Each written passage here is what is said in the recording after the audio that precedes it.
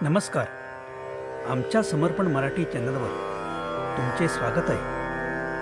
असेच ईश्वराचे स्तुतिस्तोत्र व नवनवीन कथा ऐकण्यासाठी तसंच ह्या समर्पण मराठी चॅनलवर नवीन असाल तर चॅनलला सबस्क्राईब करायला विसरू नका व नवनवीन व्हिडिओसाठी बेल आयकॉन प्रेस करा.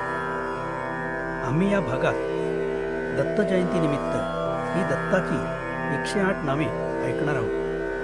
ह्या अष्टोत्तर शतनामस्मरणाने किंवा नाम श्रवण करणाऱ्याला ब्रह्मा, विष्णू व महेश या त्रिदेवांची कृपादृष्टी व आशीर्वाद लाभणार आहे. तुमच्या मनोकामना पूर्ण होऊन सर्व सुख समाधान व ऐश्वर प्राप्त होणार आहे.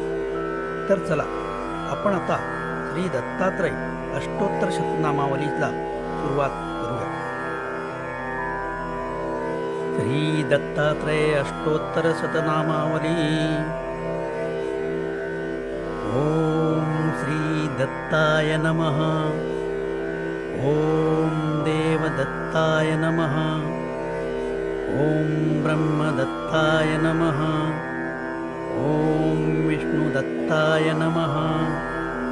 ओम शिवदत्ताय नमः. ओम अत्रिदत्ताय नमः. ओम मात्रेयाय नमः. ओम अत्रिवरदाय नमः. ओम अनुसूयाय नमः. ओम अनुसूयासुनवे नमः. ओम अवधूताय नमः. ओम धर्माय नमः. ओम धर्मपरायणाय नमः. ओम धर्मपतये नमः. ओम सिद्धाय नमः. ओम सिद्धिदाय नमः. ओम सिद्धिपतये नमः.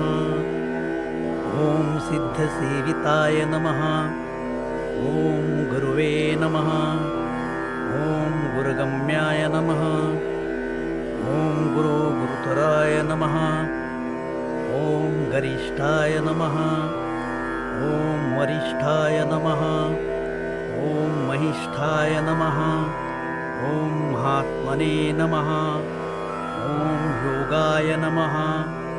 ओम योगगम्याय नमः. ओम योगीदेशकराय नमः. ओम योगरतये नमः. ओम योगीशाय नमः. ओम योगाधीशाय नमः. ओम योगपरायणाय नमः.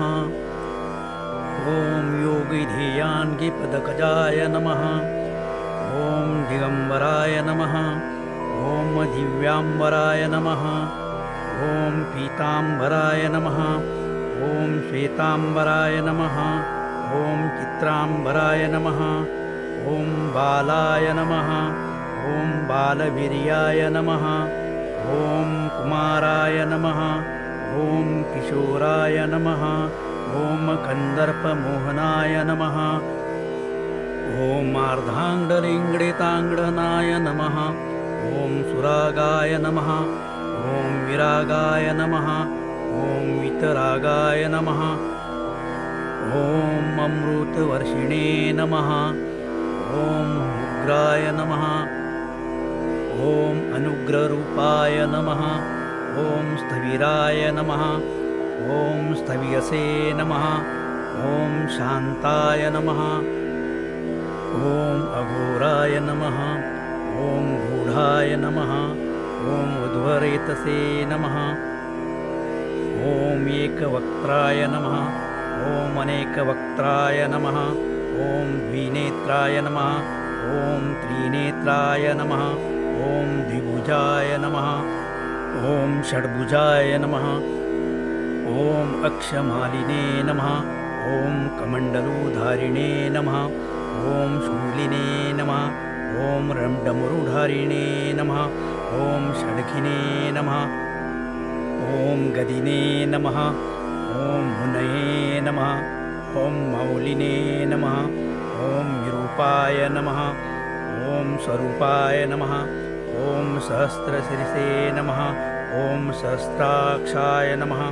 ॐ सहस्रबाहवे नमः ॐ सहस्रायुधाय नमः ॐ सहस्रपादाय नमः ॐ सहस्रपद्मार्चिताय नमः ॐ पद्महस्ताय नमः ॐ पद्मपादाय नमः ॐ पद्मनाभाय नमः ॐ पद्ममालिने नमः ॐ पद्मगर्भारुणाक्षाय नमः ॐ पद्मकिञ्जल्कवर्चसे नमः ॐ ज्ञानिने नमः ॐ ज्ञानगम्याय नमः ॐ ज्ञानविज्ञानमूर्तये नमः ॐ ध्यानिने नमः ॐ ध्याननिष्ठाय नमः ॐ ध्यानस्तिमितमूर्तये नमः ॐ धूलिधुसरिताङ्गाय नमः ॐ चन्दनलिप्तमूर्तये नमः ॐ भस्मोदधूलितदेहाय नमः ॐ दिव्यगन्धानुलेपिने नमः ॐ प्रसन्नाय नमः ॐ प्रमताय नमः ॐ प्रकृष्टार्थप्रदाय नमः ॐ अष्टैश्वर्यप्रदाय नमः ॐ वरदाय नमः ॐ वर्यसे नमः ॐ ब्रह्मणे नमः ॐ ब्रह्मरूपाय नमः ॐ विष्णवे नमः ॐ विष्णुरूपिणे नमः ॐ शङ्कराय नमः ॐ आत्मने नमः ॐ अन्तरात्मने नमः ॐ परमात्मने नमः अथ श्रीदत्तात्रेय अष्टोत्तरशतनामावली समाप्त श्रीगुरुदेव दत्त।